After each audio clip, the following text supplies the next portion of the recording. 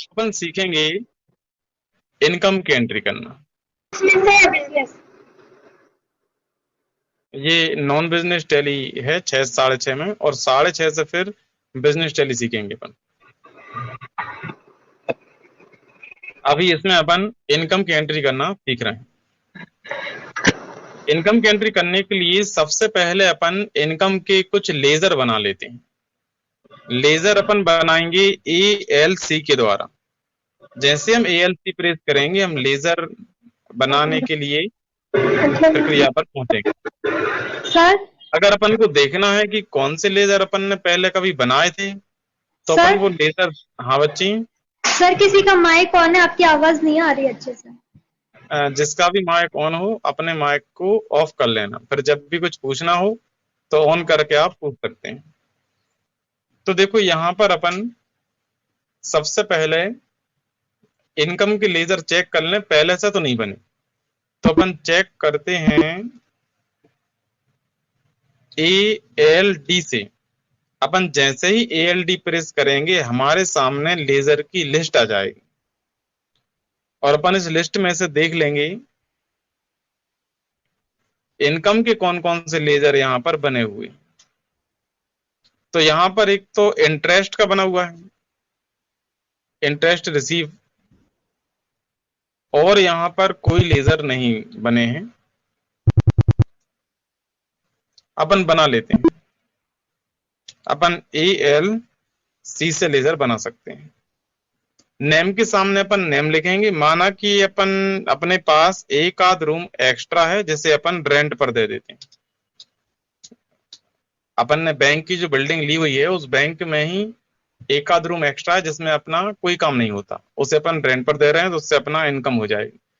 तो यहां पर अपन ने लिखा है रेंट अकाउंट। अपन रेंट अकाउंट को अंडर में इनडायरेक्ट इनकम में भेज देंगे। यहां पर अपन ने इसको इनडायरेक्ट इनकम में भेज दिया। इसके बाद और भी हमें कुछ इनकम का बनाना है तो अपन बना सकते हैं। जैसे कमीशन का बनाना है तो अपन कमीशन का बना लेते हैं। अगर कभी कमीशन मिल गया है किसी चीज का, तो ये भी अपन भेजेंगे इनडायरेक्ट इनकम में। अब दो ही ठीक है। अपन अब रेंट और कमीशन मिलने की एंट्री करना सीखेंगे। अपन एस्केप बटन द्वारा वापस चलेंगे और V से अपन वाउचर एंट्री करेंगे। पिछली क्लास में अपन ने पेमेंट करना सीखा था रेंट कमीशन का, आज अपन रिसीव करना सीखेंगे। इसके लिए हमें यहाँ पर F6 प्रेस करना होता है या फिर रिसीट पर जाकर क्लिक करना होता है। फिर अपन यहाँ पर सबसे ऊपर टू ऑप्शन आ जाता है। रिसीट पर क्लिक करते ही हमेशा जब भी आप रिसीट वाउचर को एक्टिवेट करेंगे तो हमेशा स्टार्टिंग में 2 आ जाया करेगा। तो 2 में आप लिखेंगे इनकम का नाम। जैसे अपन ने यहाँ पर लिख दिया है रेंट। कितना मिला, अपन यहाँ पर अमाउंट लिखेंगे। माना कि अपन को रेंट मिला है 2000 रुपए, अपन ने 2000 रुपए लिख दिया है। कैश मिला है तो यहाँ पे अपन कैश लिख देते हैं, तो ये अपन ने कैश लिख दिया है। नरेशन लिख देंगे किस मंथ का मिला है, फिर इंटर प्रेस करेंगे अपन। इस तरह से अपन इनकम की एंट्री कर सकते हैं। अब अपन ने एक और बनाया था कमीशन, अपन उसकी भी एंट्री कर लेते हैं। तो यहाँ पे अपन सबसे पहले कमीशन को सिलेक्ट कर रहे हैं। कितना मिला, माना कि 6000 रुपए मिला। कैश मिला है तो अपन कैश लिख देंगे। चेक द्वारा मिला है और चेक, तो अपन यहाँ पे बैंक लिख देंगे। चेक बैंक में जमा हो गया है, तो फोन पे गूगल पे से मिला है, तब भी अपन यहाँ पर बैंक लिखेंगे। अपन यहाँ पर अभी कैश लिख देते हैं। नरेशन लिख देंगे किस चीज के लिए कमीशन मिला है। इस तरह से आप एंट्री कर सकते हैं। इनकम की एंट्री करना आ गया बच्चों आप लोगों को।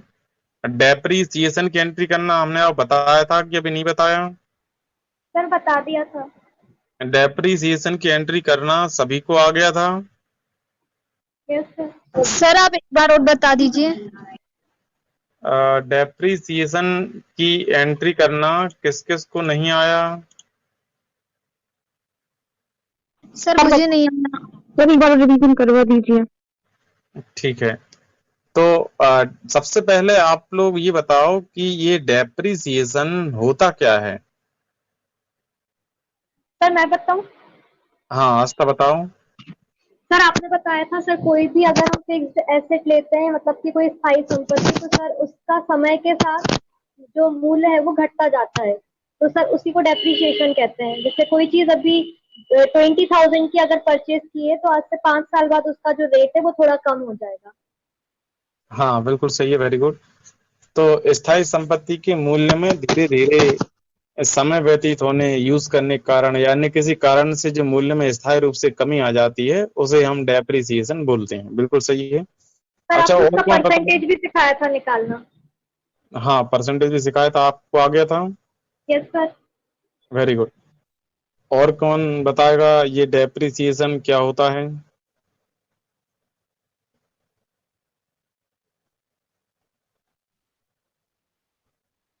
आस्था के अलावा और किसी को भी डेप्रिसिएशन नहीं पता? किसी संपत्ति में होने वाली समय के साथ होने वाली कमी को डेप्रिसिएशन बोलते हैं। ठीक है, सही है, वेरी गुड। अब डेप्रिसिएशन क्यों लगाते हैं, ये किसको पता है? डेप्रिसिएशन क्यों लगाते हैं और इसके क्या लाभ होते हैं? सर संपत्ति की पुनर्स्थापना हेतु डेप्रिसिएशन लगाते हैं। वेरी गुड, पायल ने बिल्कुल ठीक बताया है। तो डेप्रिसिएशन यदि हम लगाते हैं तो व्यापारी को संपत्ति की पुनर्स्थापना करने में कोई परेशानी नहीं आती। वेरी गुड, बिल्कुल सही जवाब है ये। तो मेन उद्देश्य इसका यही होता है। तो हम संपत्ति की पुनर्स्थापना के लिए ही वास्तव में डेप्रिसिएशन को लगाते हैं।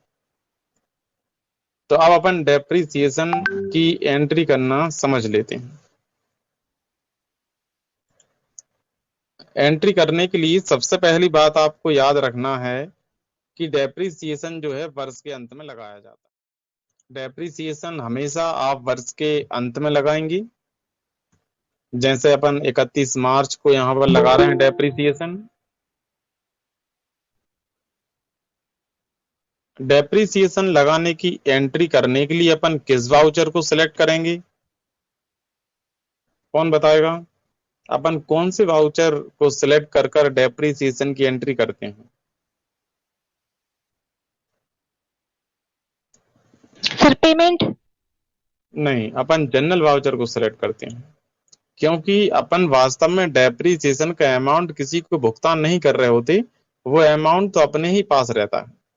इसलिए अपन उसकी एंट्री जनरल में करते हैं, ना वो अमाउंट कहीं से आता ना कहीं जाता।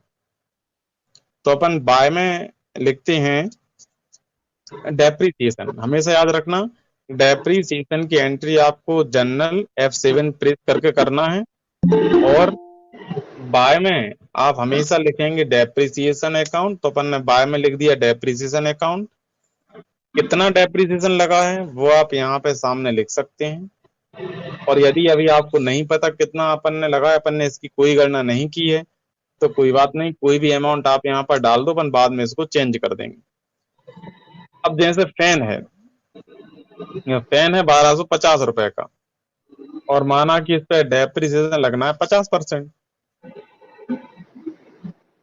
तो 1250 रुपए का अपन 50% 625 रुपए लगा देते हैं।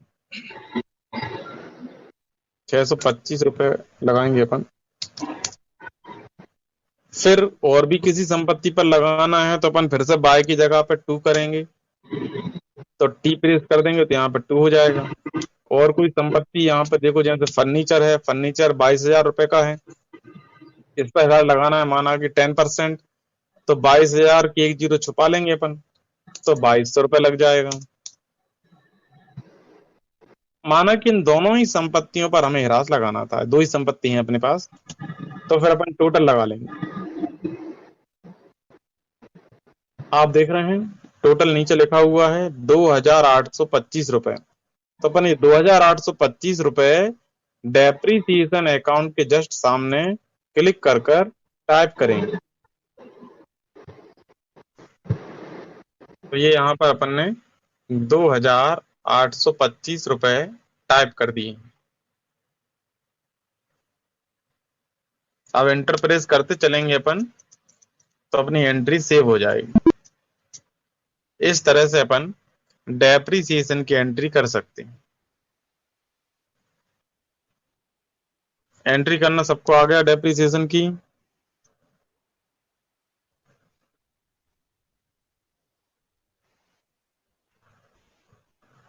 बच्चों आया कि नहीं आया? आ गया आ सर। गया। आ गया, ठीक है, वेरी गुड। तो अब इसके बाद अब आप बताओ अपन को अगली एंट्री सिलेबस के अकॉर्डिंग क्या करना है। अब सर आपको उसमें ऐसा नहीं लिखा कि क्या क्या मतलब एंट्री करनी है, उसमें केवल इतना लिखा है लेजर बनाना और बाउचर बनाना। नहीं नहीं, उसमें सिलेबस में देखो सब कुछ लिखा है क्रमसार। हमने ये बोला था सारे के सारे पॉइंट अपन करना सीखना है शुरू से, अच्छा पहले पॉइंट से। तो अपन ने कहाँ तक पॉइंट सीख लिए वो अपन को देखना है। तो देखो आपने कंपनी बनाना सीख लिया, लेजर बनाना सीख लिया, बाउचर में एंट्री करना भी सीख लिया है। लाभ हानि प्रॉफिट एंड लॉस आप चेक कर सकते हैं पी प्रेस कर कर। Yes sir. जब भी आपको लाभ हानि देखना हो तो आप यहाँ पे पी प्रेस कर देना। जैसे आप शॉर्टकट की पी प्रेस करेंगे तो आपके सामने प्रॉफिट एंड लॉस अकाउंट आ जाया करेगा। इसके बाद अपना अगला पॉइंट है जैसे ग्राहक के खाते का शेष चेक करना है। ग्राहक के खाते का शेष चेक करने के लिए अपन डाल प्रेस करते हैं, DAL डाल। अब हमें जिस ग्राहक के खाते का शेष चेक करना है उसका अकाउंट नंबर यहाँ पर अपन टाइप करेंगे। तो माना कि अपन को शेष चेक करना है 2021-003 अकाउंट नंबर का अपन को बैलेंस चेक करना है। तो अपन ने अकाउंट नंबर टाइप किया, इंटर दबा देंगे तो यहाँ पर इस तरह से सिर्फ 1 महीने का दिखाई देगा। अपन मंथली पर क्लिक कर देंगे तो सारे महीने का हिसाब किताब आएगा। तो इस ग्राहक ने सिर्फ, इस कस्टमर ने 5,000 जमा किए थे, फिर उसके बाद कुछ भी नहीं किया। आप देख रहे हैं सिर्फ 5,000 रुपए ही क्रेडिट चले आ रहे हैं यहाँ तक। अगर कुछ और जमा कर देंगे तो यहाँ पर ये बैलेंस और बढ़ेगा इस तरह से। तो क्लोजिंग बैलेंस भी 5,000 ही दिखा रहा है लास्ट में। इसी प्रकार किसी और ग्राहक या किसी और कस्टमर के खाते का शेष चेक करना है तो अपन उसके अकाउंट नंबर को यहाँ पर टाइप करेंगे, फिर एंटर प्रेस करेंगे, फिर मंथली पर क्लिक करेंगे। तो ये देखो सिर्फ 6,000 रुपए यहाँ पर हैं। आप इस तरह से कर सकते हैं। तो आप सबका खाते का शेष, अकाउंट का बैलेंस चेक कर लेंगे।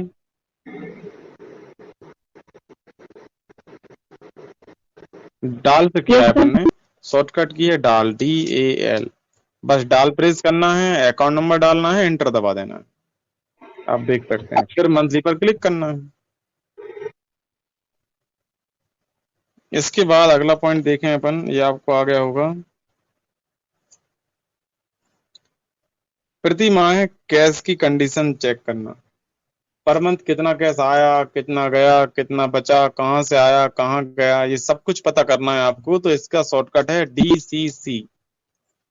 DCC प्रेस करने के बाद आप देख सकते हैं, आप यहाँ पर देख पा रहे हैं जैसे कि मई में, यहाँ सारे महीने हैं देखो। मई में यहाँ पर आया कुछ भी नहीं और चला गया है 64,500 रुपए। तो आप देख रहे हैं माइनस में नेट फ्लो दिखाई दे रहा है। जब आता कम है जाता ज्यादा है, ऐसी कंडीशन में नेट फ्लो में माइनस लगकर आ जाता है। तो माइनस में आपको दिखाई दे रहा है। फिर जून जुलाई अगस्त में कुछ भी ना आया ना गया, कुछ नहीं हुआ, जरूर लॉकडाउन लग गया होगा। फिर देखो नवंबर में 18,500 रुपए आ गए और 10 लाख रुपए चले गए। तो माइनस हो गया 9,81,000 रुपए। आ कम रहे हैं, चले ज्यादा जाते हैं। देखो दिसंबर में 12,500 आए, यहाँ बिल्कुल भी नहीं गए तो 12,500 बच गए। जनवरी में देखो 12,500 आए, फिर फरवरी में 11,76,666 रुपए आ गए और 13,12,000 रुपए चले गए। मार्च में 8,000 रुपए आ गए, गए कुछ भी नहीं। इस तरह से आप देख रहे हैं लास्ट में जो बैलेंस दिखाई दे रहा है वो -11,38,334 दिखाई दे रहा है। मतलब बैलेंस माइनस में है। अब अगर आपको ये पता करना है कि ये 10 लाख रुपए कहाँ चले गए, नवंबर के महीने में 18,500 आए और 10 लाख चले गए, 10 लाख कहाँ गए चेक करना है, तो एंटर दबा देंगे अपन। अब यहाँ पर देखो करंट एसेट्स है 10 लाख, अपन ने 10 लाख रुपए कहीं इन्वेस्ट किए हैं, एंटर दबा दें। तो अपन ने किसी को लोन दिया है, अब लोन दिया है तो अपन को बाद में आने वाले टाइम में ब्याज के साथ वापस मिलेगा, उससे बेनिफिट हो जाएगा, एंटर दबा देंगे अपन। सोहन को दिया है 5 लाख, विजय को दिया है 5 लाख, इस तरह से एंटर दबाएंगे तो तारीख भी आपको दिख जाएगी। इस तरह से आप चेक कर लेते हैं पूरा हिसाब कि कितने रुपए आए, कहाँ से आए, कहाँ गए, क्यों आए, क्यों गए, कब आए और कब गए। ये सारे क्वेश्चनों के आंसर आपको DCC से मिल जाते हैं। अब एस के बटन के द्वारा वापस चलेंगे अपन। इतना सबको आ गया बच्चों? हाँ सर आ गया। ठीक। प्रिंट निकालना, अब जैसे आपको किसी खाते किसी भी अकाउंट का प्रिंट निकालना है, मतलब किसी अकाउंट का जो बैलेंस है पासबुक पर प्रिंट करना है सब कुछ, तो उसके लिए MALO प्रेस कर सकते हैं आप। MALO मालो, तो मालो आप प्रेस करेंगे, उसके बाद अकाउंट नंबर टाइप करेंगे, एंटर दबाएंगे और फिर एंटर दबाएंगे। ये आपसे सेव करने का बोल रहा है, अपन डेस्कटॉप पर सेव कर देते हैं। अगर प्रिंटर चालू होगा तो डायरेक्ट प्रिंट आउट निकल जाएगा प्रिंट करने पर, अगर प्रिंटर आपने ऑन नहीं किया हुआ है बोलेगा, तो अपन सेव कर लें, क्योंकि हमें आपको दिखाना है किस तरह से प्रिंट आउट निकलता है। अपन यहाँ पर फाइल नेम में कुछ भी लिख देते हैं, अपन लिख देते हैं 456 लिख देते हैं। अपन ने डेस्कटॉप पर 456 के नाम से सेव कर दिया है, तो अपन उसको डबल क्लिक कर कर ओपन कर सकते हैं। इस तरह से सबसे ऊपर बैंक का नाम आता है, फिर बैंक का एड्रेस, IFSC कोड, उसके बाद आता है अकाउंट होल्डर नेम, फिर किस डेट को रुपए जमा किए या निकाले वो डेट यहाँ पे आ जाती है, पर्टिकुलर में कैश अगर करें तो कैश आ जाता है। अब है डेबिट और क्रेडिट, यदि रुपए निकाले होंगे तो डेबिट पक्ष में लिखा जाएंगे,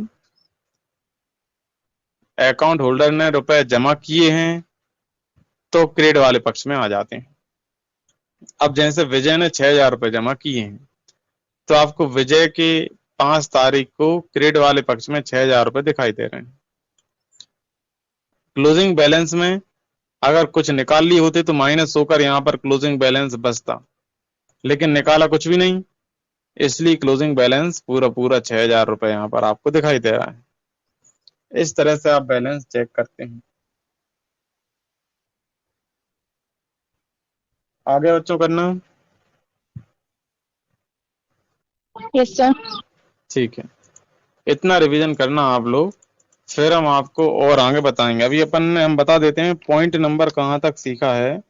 अभी अपन ने सीखा है नंबर 8, अपन ने पॉइंट नंबर 7 भी सीख लिया, 8 भी सीख लिया, और अपन ने 6 भी सीखा है। आज अपन ने पॉइंट सीखे थे 4, और उसके बाद 4 के बाद अपन ने सीखा था 6, 7 और 8, ये अपन ने सीख लिए। अब आप 1 से लगाकर 8वें पॉइंट तक के सारे पॉइंट को ध्यान से चेक करना, और 1 से लेकर 8 के बीच में अगर कोई सा पॉइंट आपको नहीं आया हो तो कल आप हमसे पूछ लेना, अगले पॉइंट सीखेंगे।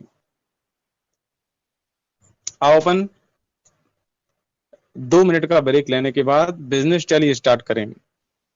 तो जो विद्यार्थी बिजनेस टैली पढ़ते हैं वो तब तक ज्वाइन हो जाएंगे, अगर पहले से ज्वाइन है तो ज्वाइन रह सकते हैं, या फिर 2 मिनट ब्रेक लेने के बाद फिर से ज्वाइन हो सकते हैं। आप सभी के लिए गुड इवनिंग बच्चों, जो कुछ पूछना हो कल आप फिर हमसे thank you sir. Welcome ji. Welcome.